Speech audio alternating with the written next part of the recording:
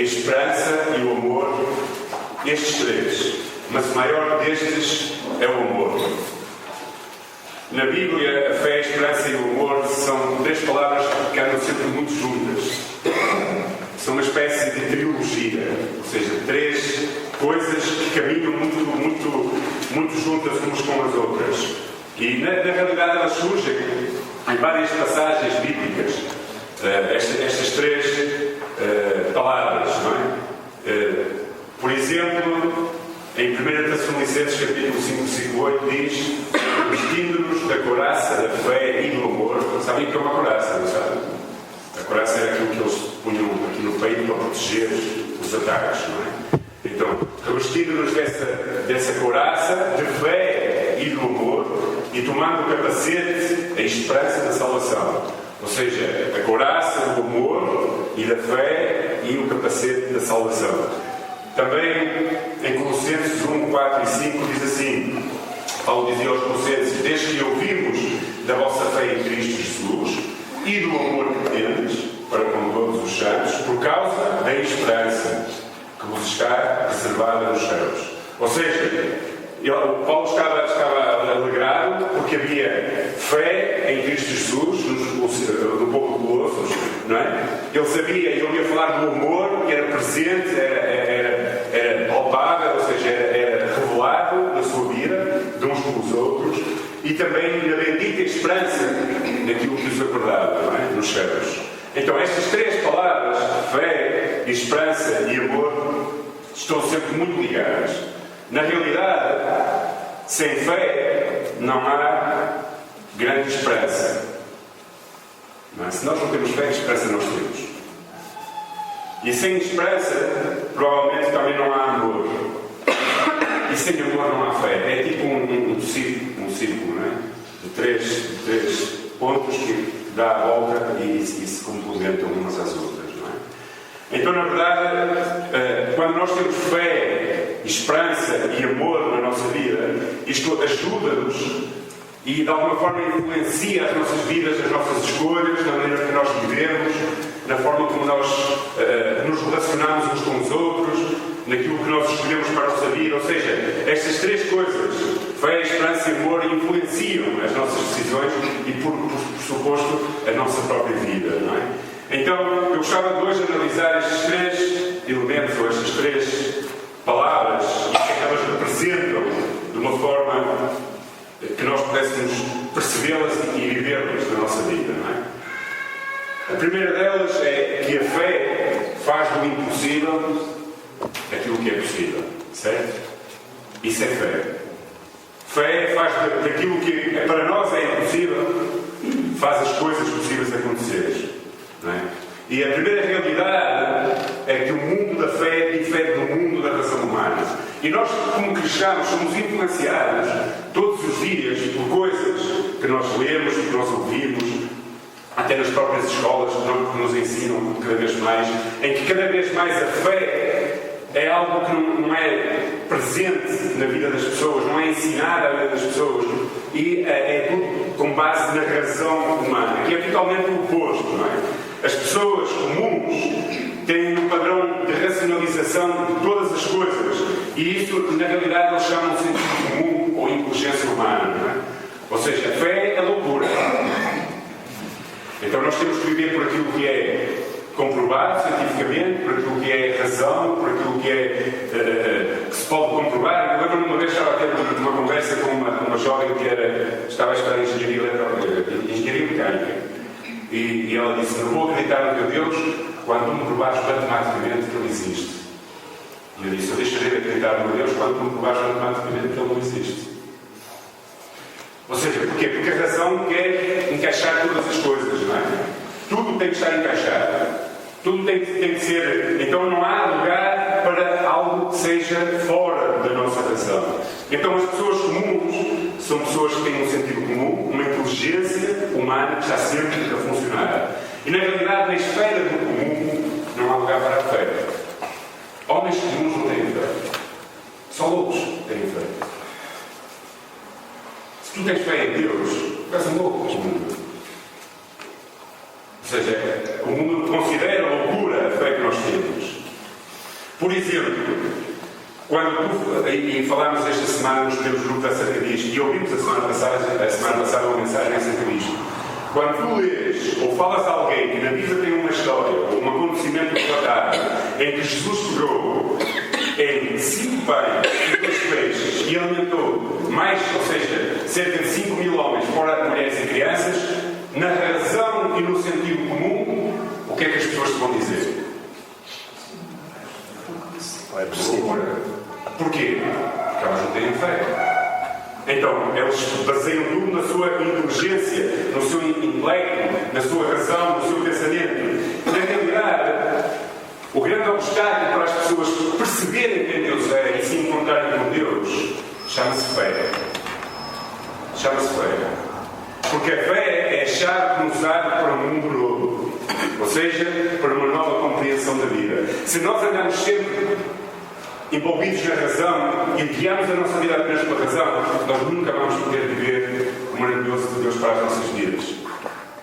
Se em determinado momento, embora muitas vezes nós quase nos achamos que Pedro foi um fraco, mas Pedro foi muito forte e não foi nada fraco, fez mais do que eu.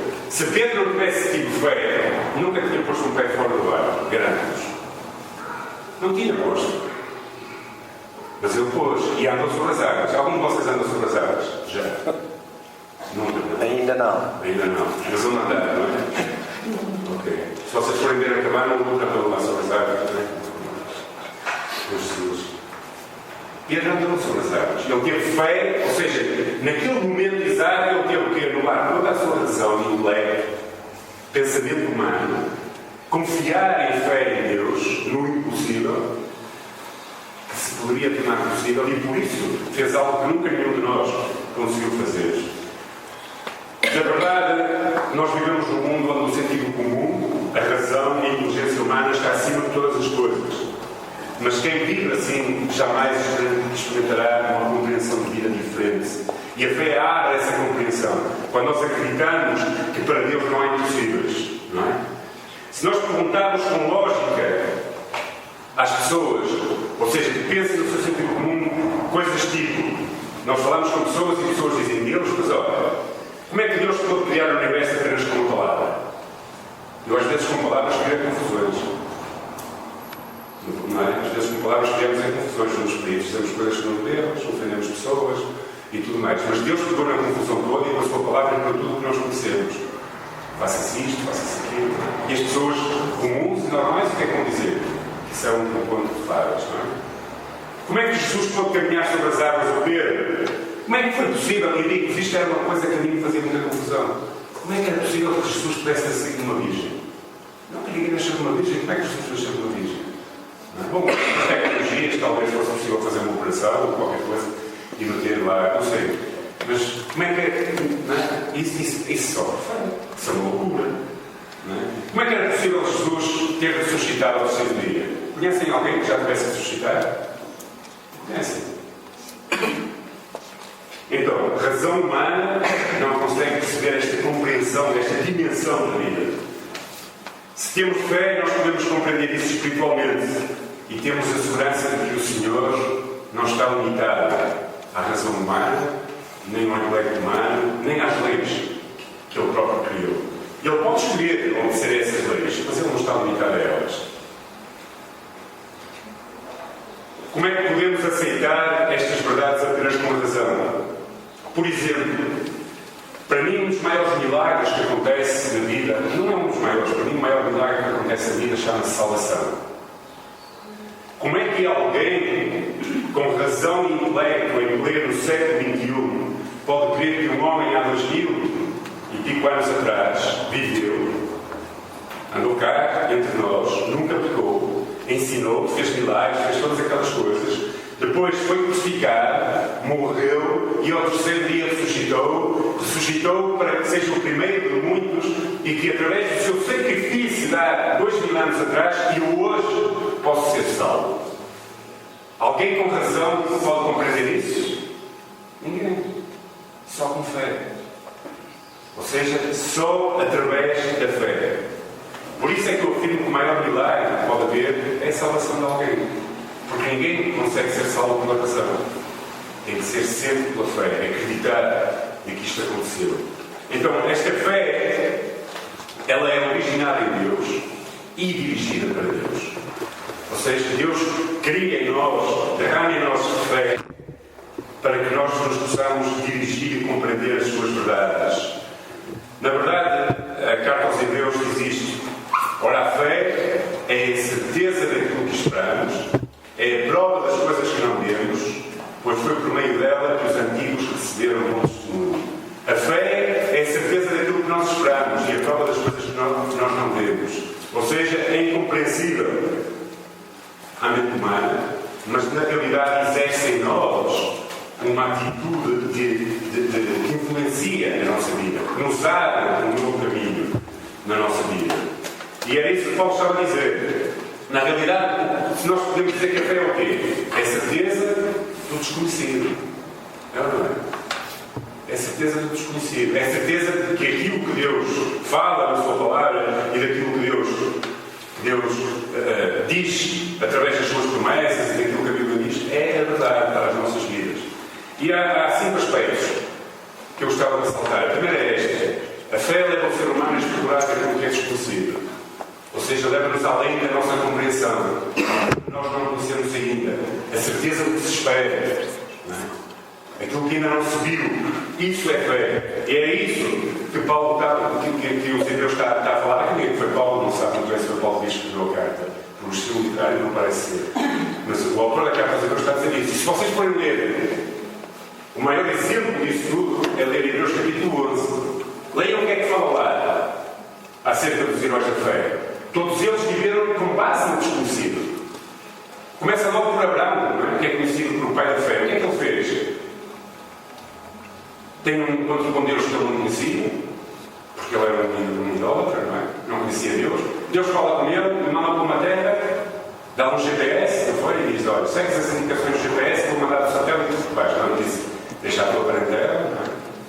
Todas aquelas coisas que ele tinha, e vai para uma terra tua conhecida, é? Não, uma terra que ele não conhecia. E ele foi em fé.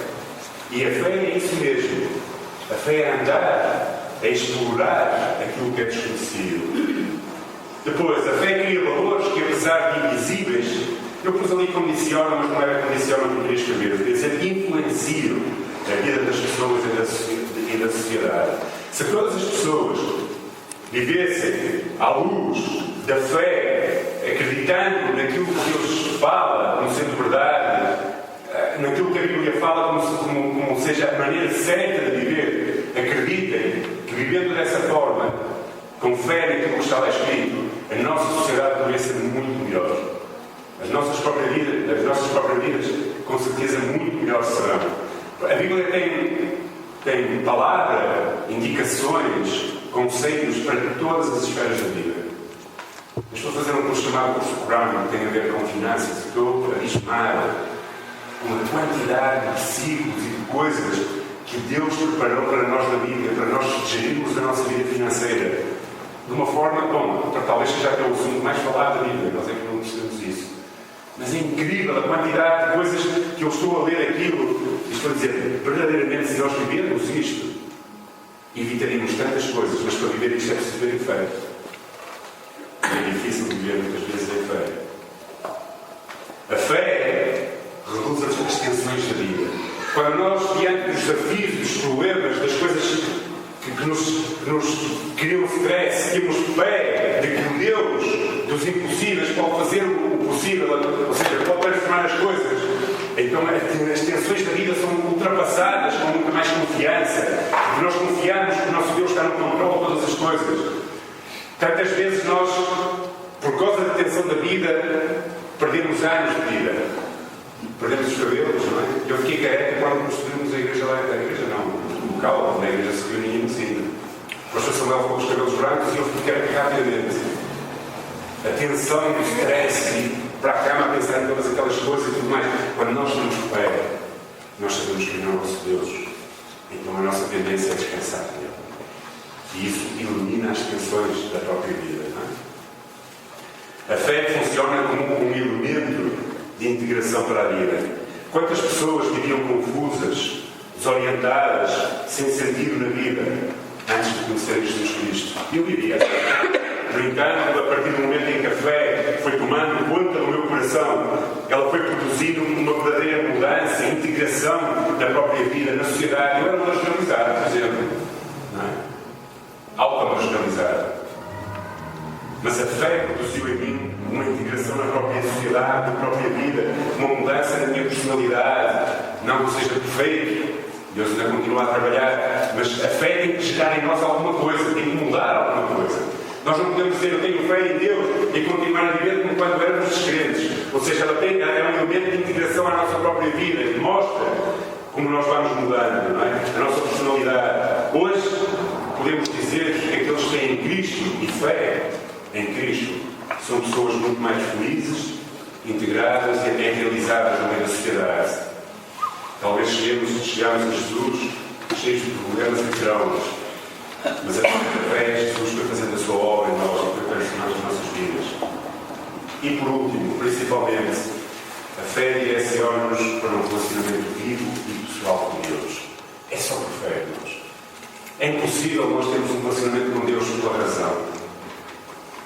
Porque é uma loucura eu estar no meu quarto fechado, de joelhos, a falar com alguém que não estou a ver. Não é? Pelo menos há pessoas que vão e falam com bonecos, eles sabem que não vão ver, nem ouvir, mas pronto, eles acham que estão a ver e ouvir. Mas fechar-te no teu quarto, em qualquer lugar, nós aqui a adorar e a fazer orações, é por fé. Ou seja, a fé é feita à nossa vida em que nós compreendemos que somos direcionados para um relacionamento vivo e pessoal com Deus. Isso é que é cristianismo. Sabe, cristianismo não é um conjunto de regras, de leis, de normas, que tantas e tantas vezes nós, líderes religiosos, impomos sobre a vida das pessoas. Cristianismo, se pudéssemos resumir numa única frase, é isto: um relacionamento vivo e pessoal com Deus. Isso é cristianismo. Tudo mais são coisas que nós criamos para tentar ajudar as pessoas a ter esse relacionamento com Deus. Mas cristianismo é um relacionamento vivo e pessoal com o nosso Deus, através de Jesus Cristo.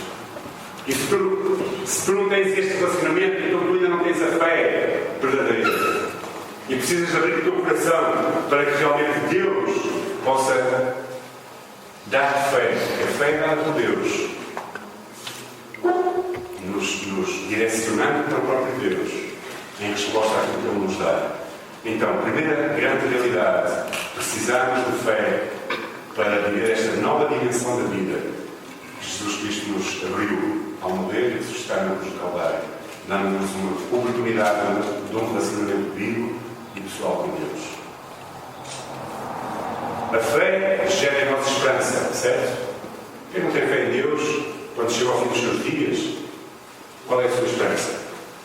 Como dizia o nosso irmão, saudoso irmão Domingo, lá para baixo. O meu paizinho faleceu há 3 semanas atrás. Ontem faleceu o meu tio. Um tinha 70 anos, o outro 67. Os dois partiram.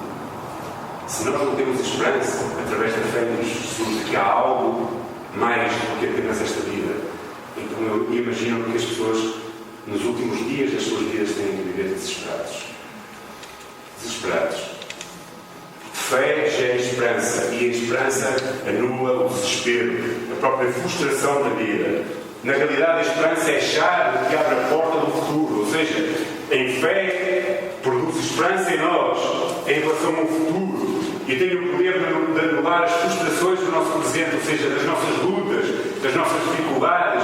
Nós passamos por provas, mas como temos fé que gera esperança em nós, então nós olhamos para o futuro e sabemos que o futuro pertence a Deus, e sabemos que Deus, no seu infinito amor e graça e misericórdia, cuidará das nossas vidas. Então é essa esperança que a Bíblia fala, a esperança da certeza que o nosso futuro está no controle de Deus e não no nosso próprio controle. E quando nós vivemos dessa forma, apesar de todas as dificuldades ou problemas, nós não vivemos frustrados no presente. Não há coisa mais triste do que um cristão viver frustrado no seu dia a dia. Frustrado significa que ele está desconfiado do cuidado de Deus. Significa que ele não tem a confiança de que Deus vai fazer muito mais do que aquilo que ele pode fazer das suas próprias forças. E tantas vezes nós estamos frustrados no nosso cristianismo, porque não estamos a viver na esperança, porque os gigantes que estão diante de nós são maiores do que a nossa capacidade de os vencer. Os problemas se tornam monstruosos e nós somos engolidos por eles e vamos perdendo a fé e a esperança. Na realidade, os que creem em Deus podem confiar e descansar nele. Aqueles que não creem costumam chamar a esperança, sabem de quê? De sonho ou de desejo. Eu tenho esperança que isto vai acontecer assim. O meu desejo era que aquilo acontecesse assim. Mas a esperança não tem a ver com sonho ou desejo. Tem a ver com uma convicção plena de que as nossas vidas estão nas mãos do nosso Criador. E não importa se desejamos ou não desejamos, é uma realidade que ninguém pode fugir. Biblicamente podemos expressar a esperança com duas palavras. Uma é segredo. Em Colossenses 1:27 diz que Deus traz todas as coisas aos quais faz conhecer quais são as riquezas da glória deste mistério entre os gentios, que é Cristo em vós, a esperança da glória. Paulo estava a dizer aos Colossenses que a nossa esperança vem de Cristo, é Cristo em nós que nos dá esperança numa glória. E a outra esperança tem a ver com promessas. Como as promessas que Paulo tinha, que, por exemplo, testemunhar em Atos capítulo 26:7, dizia ao rei Agripa, não é? Que servia a Deus continuamente, noite e dia, por causa da esperança que havia nele, naquilo que viria no futuro. E dizia ao rei Agripa: por isso eu sou acusado pelos judeus. Ele vivia com base na esperança. Na realidade é isso que é a esperança. Esperança é acreditar que as nossas vidas estão nas mãos de Deus, mesmo que nós ainda não conheçamos qual é o nosso futuro. Esperança envolve um sentido de futuro. Na realidade envolve uma confiança de que as nossas vidas estão nas mãos de Deus. Nós, os cristãos, aguardamos a esperança da bem-aventurança, diz em Tito, capítulo 2, versículo 3. Aguardando a bem-aventurada esperança e o aparecimento da glória do grande Deus, nosso Senhor Jesus Cristo. Na realidade, a esperança funciona assim, como uma âncora na nossa alma. Quando nós temos esperança, nós ficamos firmes. Nós sabemos em quem acreditamos e sabemos que em quem acreditamos nunca, jamais nos irá defraudar. A pergunta é: vivemos nós nesta esperança? Quando nós olhamos à nossa volta, para o mundo, o que é que nos faz sentir dentro de nós? Se nós nos agarrarmos à esperança que vem da fé, jamais nós seremos abalados. A nossa casa pode vir tempestade, podem vir ondas, ventos, mas ela está firme numa rocha, confiando no Deus da sua vida. Quando nós olhamos para a nossa volta, o que é que nós vemos? Vemos pessoas a matar pessoas como se fosse comer um pão com manteiga, maridos esfaqueiam mulheres, mulheres fazem mal aos maridos, pais aos filhos, filhos aos pais. Vemos uns jovens que se tentam divertir num lugar a ver uma cantora americana e de repente está lá um maluco que rebenta uma bomba e mata 20 e tal pessoas, 80 pessoas, a maior parte delas crianças e adolescentes. Se nós olharmos para o mundo à nossa volta, nós não temos esperança. Vocês têm esperança de um mundo melhor? Dificilmente. E eu agora penso às minhas filhas: ok, agora querem ir ver um concerto no Ceador, querem ir a um Ceador, sei lá, ao Porto, ver agora muitos concertos, não é? E eu sempre penso: o maluco está lá, não é? Vai, mete umas bombas, arrebenta, mata ali 30, 40 pessoas, sem se importar, ou vem com um caminhão que nós vimos em França.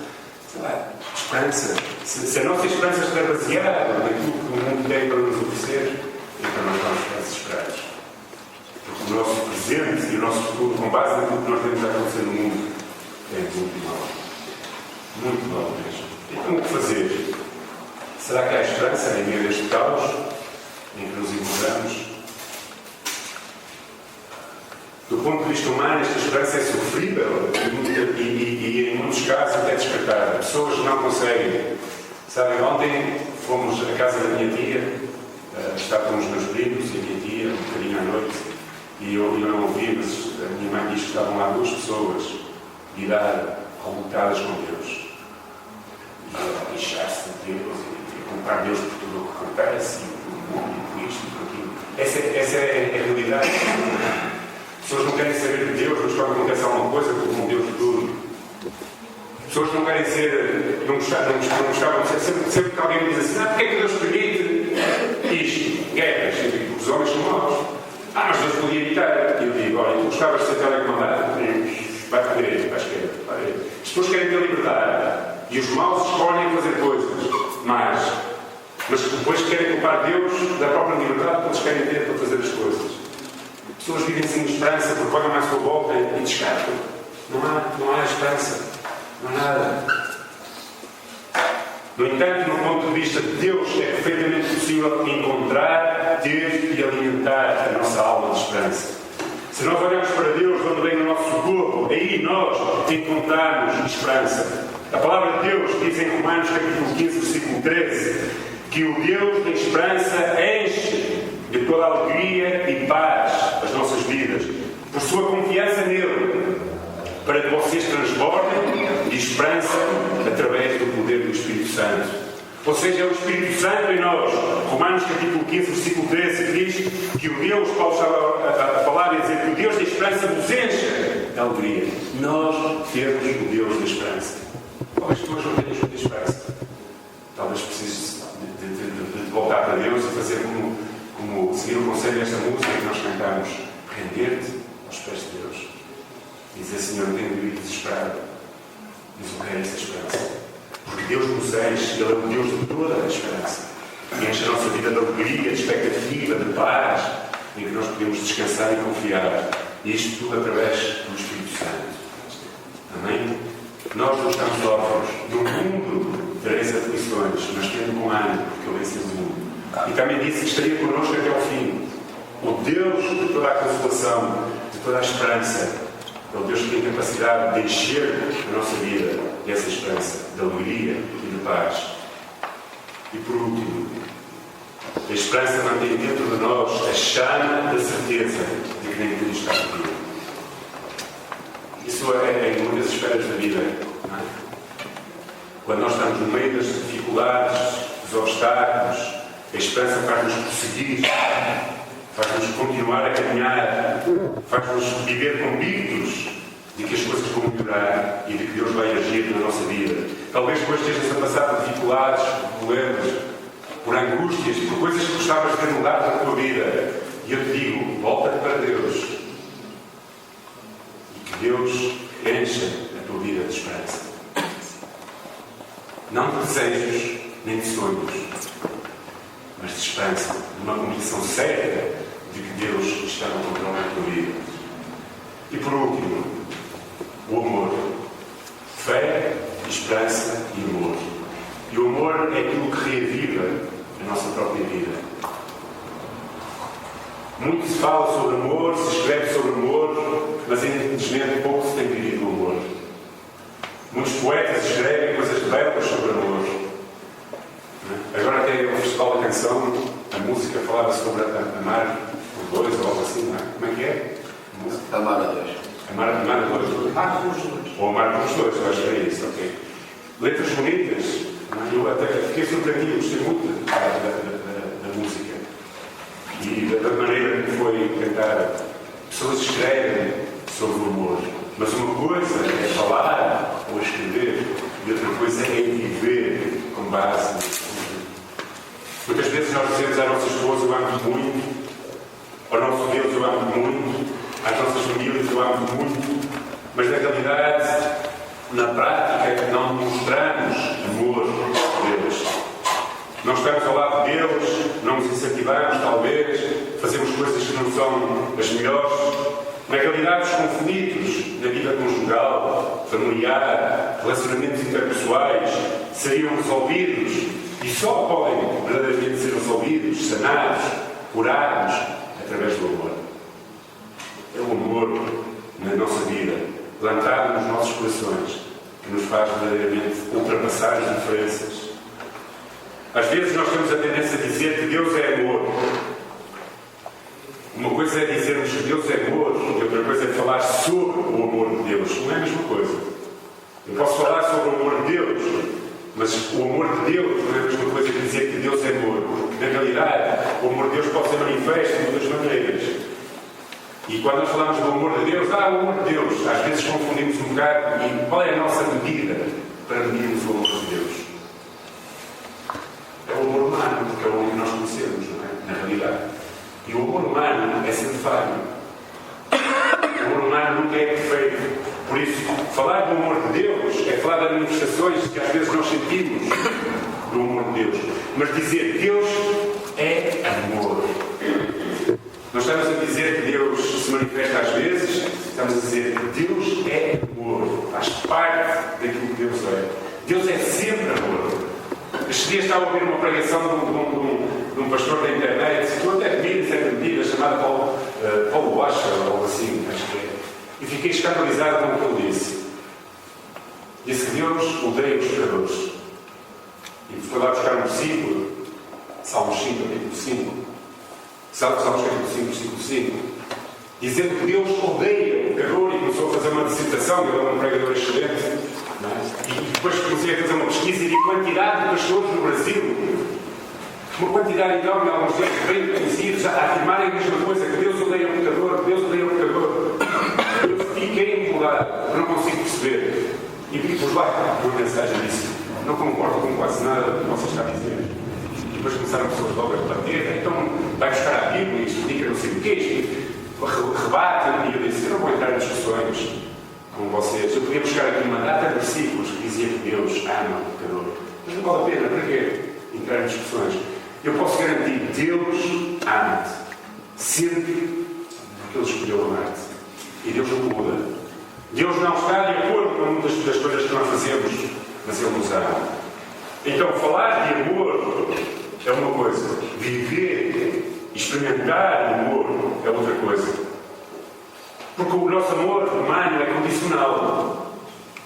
O nosso amor humano, na realidade, muitas vezes depende da forma como as outras pessoas nos respondem na nossa relação com elas. E se elas nos fazem mal, ao final nós podemos vontade de as amar. Muitas vezes. Não é? Por isso os casamentos acabam, relações de amigos acabam, mas a relação com Deus está sempre aberta. Deus é verdadeiramente amor. Eu escrevi isto: Deus ama-nos mesmo que não se alegre com as más escolhas, ou ainda que façamos com que Ele se entristeça por causa delas. Mesmo assim, Deus continua a amar-te. Nunca te vai deixar de amar. Essa eu acho que é uma das grandes mensagens daquele filme que aí muita gente não gosta, não é? É que Deus ama-nos. E sempre nos vai amar, independentemente das nossas fracas escolhas. O amor de Deus é leal, sacrificado, não muda, é sempre fiel. É tão sacrificado que Jesus Cristo deu a vida por cada um de nós. E não porque nós éramos bons. Nós às vezes somos capazes de dizer: ok, eu dava a vida pelos meus filhos, não é? Dava a vida por sei lá, para a minha mãe ou por alguém, mas Jesus Cristo deu a vida por ti e por mim. E nós não éramos bons, nem merecedores de tal coisa. Seu amor, diz a palavra de Deus, cobre multidão de pecados. O amor, diz a palavra de Deus, cobre a multidão dos pecados. O seu amor, na realidade, limpa-nos dos nossos pecados. O amor de Deus é fiel e verdadeiro e nunca, jamais nos irá decepcionar. Nunca, jamais. Eu posso decepcionar as minhas filhas, mas Deus nunca me irá decepcionar se eu vivo na fé e na esperança daquilo que Ele é. Posso mesmo garantir que não há ninguém nesse mundo ou neste mundo que não necessite desse amor. Todas as pessoas necessitam ser amadas. Até mesmo nas nossas relações interpessoais. Não é? Havia um estudo que dizia que os nazis se separaram de crianças nos anos da guerra e puseram as crianças afastadas de todas as pessoas para fazer experiências com elas. E as crianças que não recebiam a fé e amor não cresciam igual às outras, não desenvolviam o intelecto da mesma forma, ou seja, a falta de amor de carinho da parte de outras pessoas, acabava por fazer com que elas ficassem doentes. E nós precisamos de amor na nossa vida. E eu posso garantir que não há ninguém neste mundo que nos ame como Deus nos ama. E nós devemos aprender com Ele a amar-nos também uns aos outros. Nós podemos viver numa casa melhor, podemos comer uma melhor comida, podemos ter milhões de euros no banco, mas se não tivermos amor e se não nos sentirmos amados, será o mesmo que não desfrutar de tudo aquilo que nós possuímos. Porque na realidade, sem amor, a vida fica vazia. Amor dá sentido à vida e dá sentido àquilo que nós realizamos. Amor preenche o nosso vazio. Sabem o que me levou verdadeiramente a conhecer Jesus? Claro que foi o Espírito Santo que me convenceu. Mas foi o amor. As pessoas às vezes têm doenças, dor. Eu tinha um problema de drogas, não é? Mas o que me cativou realmente no coração foi perceber que Deus me amava incondicionalmente. Isso mudou radicalmente a minha vida. Saber que Deus, eu, que não era merecedor de nada, tinha feito já tantas asneiras na vida. Saber, aquela noite, fui numa casa de banho, não é? sem teto, no meio do campo, a cheirar a vacas. E eu olhei para o céu e disse: Deus, se tu me amas mesmo, muda a minha vida, senão eu acaba. Não é? Eu estava decidido no dia a seguir ir embora. E Deus mudou o meu coração. Inundou-me de amor. E eu percebi o quanto eu amo. Por isso, amor faz parte dos nossos relacionamentos. Tu podes ter muita fé, tu podes ter muita esperança, mas se não tiveres amor, é como diz a palavra em Coríntios, lá mesmo, capítulo 13, és como um sino, que repetindo, como um barulho estridente, não é? Como quando vocês me ouvem a cantar. Parecido. Não é? Então, vive à luz da fé, com a esperança que ela produz na tua vida, mas relaciona-te em amor com Deus e com os outros. Por isso o apóstolo Paulo dizia: o maior destes é o amor. Ou seja, ele estava a dizer, quase como edifica a tua vida sobre o amor. Tudo está com base no amor. Digamos que o amor é o fundamento de todas as coisas. A fé, as colunas do edifício, que armaram na fé, e a esperança do telhado do nosso edifício. Ou seja, Paulo está dizendo da couraça, não é? E o capacete da esperança. Então vive à luz destas coisas. Não é? Juntos, a fé, a esperança e o amor conseguem remover os obstáculos da vida, por mais difíceis que eles sejam. Na realidade, é quase como estas três coisas, é quase como, eu não sei como é que se chama, três pessoas a tocar ao mesmo tempo. Como é que se chama? O trio? Como é que é, João? O trio? Como é que é? Se um do trio faltar, já o som não é igual. Não é? E se um desafinar, já as coisas ficam horríveis. Então estas três coisas, fé, esperança e amor, elas em harmonia, juntas, impulsionam a nossa vida a sermos quem Deus quer que nós sejamos. A fé acredita que pode vencer ao dizer: é possível. É possível. A esperança sabe aguardar o tempo certo e pedir ajuda a Deus ou ao próximo ao dizer a nós mesmos: aguarda, que o tempo certo vai chegar. Viver à luz da esperança, não angustiados. O amor vem e completa a força que precisamos para vencer, afirmando: força, aguenta, aí firme, Deus ama-te. A certeza de que Deus nos ama no meio das dificuldades faz com que nós possamos verdadeiramente viver de acordo com aquilo que Deus quer que nós vivamos. Com a fé você pode acreditar, com a esperança você vai conseguir esperar acreditando, e com o amor você poderá suportar qualquer dificuldade e vencer enquanto espera em fé e esperança. Não adianta dizer que tem muita fé se no primeiro problema você não tem esperança. Não adianta dizer que tem muita fé e esperança de que Deus está a agir se na realidade não houver amor na tua vida. Por isso, pede ao Senhor que dê fé, que produza esperança e que produza amor. Ou seja, que o amor seja